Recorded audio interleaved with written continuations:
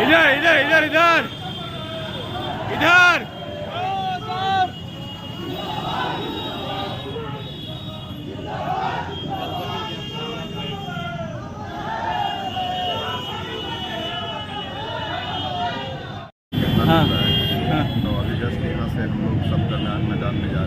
कल आप नवादा में भाषण दिए थे कि बाबू जगदेव प्रसाद के आदर्शों पर चलने का काम करेंगे और जरूरत पड़ी तो हम शहादत भी देने के लिए तैयार हैं। और इस भाषण से काफी पूरे बिहार के जो युवा पीढ़ी है, पूरे बिहार के जो शोषित वंचित हैं, वो आपकी भाषण सुनकर काफी जो है गदगद हुए और आपको सराहना कर रहे हैं। एक्चुअली जो विचारधारा हमारे जगदेव बाबू की आज मेरी भी विचारधारा वही है।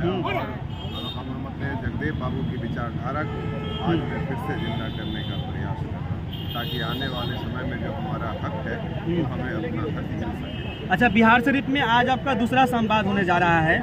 बिहार शरीफ में यहाँ के बाद कहाँ पर संवाद होगा? तो हम दिवाली और छठ पूजा के बाद हम अपना दूसरा चरण का मैं पूरे बिहार में हमारा 3 महीने में दौरा होगा, ताकि हमारा समाज, हमारे दलित, पिछड़े, गरीब लोग एक जगह मजबूती से आ सके। चलिए, तो ये अभी आपका समाज एकजुट हो रहा है, इसके आगे विधानसभा में क्या स्थिति रहेगी आपकी?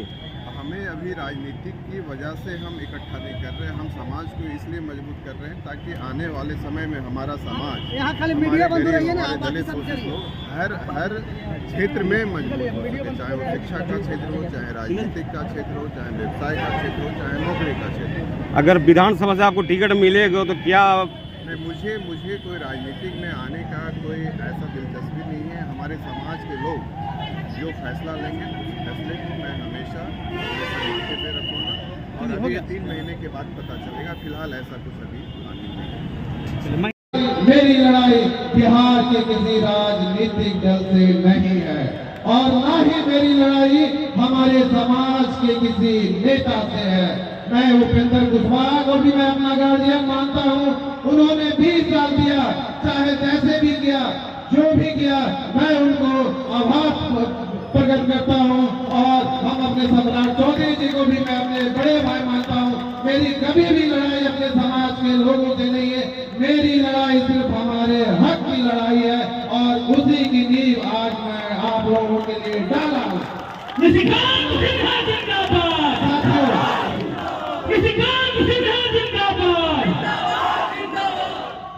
इसी हक की लड़ाई करने के लिए आपका भाई आप लोगों के बीच आया है। मैं आज आप लोगों को बताना चाहता हूं कि आखिर मैं अपने हक की लड़ाई के लिए राजनीति में आने का फैसला क्यों किया। वैसे तो मेरे दादाजी और मेरे परिवार राजनीति के क्षेत्र में रहे। मेरे दादाजी करीब 25 वर्षों तक एक सफल मुखिया और एक सफल प्रमुख के रूप में अपना काम किया। मेरे दादाजी न सिर्फ एक राजनेता थे, बल्कि एक स्वतंत्रता सेनानी और एक सामाजिक कार्यकर्ता भी थे। लोगों की मदद करना, लोगों की सेवा करना मेरे परिवार के खून में है। लोगों की सेवा करना और उनके हक के लिए लड़ना हमारे परिवार की विरासत रही है और यही वजह है कि पिछले 5 वर्षों से मैं भी समाज का सेवा कर रहा हूँ, खासकर शिक्षा के क्षेत्र में।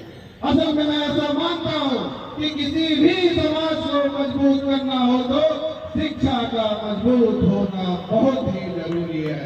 शिक्षा समाज की नींव होती है और जो समाज शिक्षित होता है उसे तरक्की करने से कोई नहीं रोक सकता है। शिक्षा वह ताकत है जो अपने समाज की दिशा को बदलती है, अपने समाज को सशक्त बनाती है। इसलिए पिछले 5 वर्षों से मैंने शिक्षा के ऊपर काम करना शुरू किया ताकि आने वाले समय में हमारा समाज एक मजबूत समाज बन सके। सके और आने वाले समय में हमारा समाज एक नई मुकाम हासिल कर सके। पर साथियों, किसी भी समाज के लिए सिर्फ शिक्षा का मजबूत होना ही काफी नहीं है। जैसे शिक्षा समाज को मजबूत बनाती है, वैसे राजनीति समाज को दिशा देती है। राजनीति वह ताकत है जो हमारे अधिकारों की रक्षा करती है, हमारे हक को सुनिश्चित करती है। इसलिए मैंने राजनीति में अपने हक के लिए, अपने बिहार के लोगों के लिए, अपने कुशवाहा समाज के लिए, अपने दलितों के लिए, अपने गरीबों के लिए राजनीति में आने का फैसला लिया। साथियों, आज मैं आप लोगों को अपनी दिल की बात, अपनी मन की बात बताना चाहता हूँ। मैं कभी भी मैं 20 सालों से अपना बिजनेस कर रहा था। मैं 20 साल से गुजरात में रह रहा हूँ।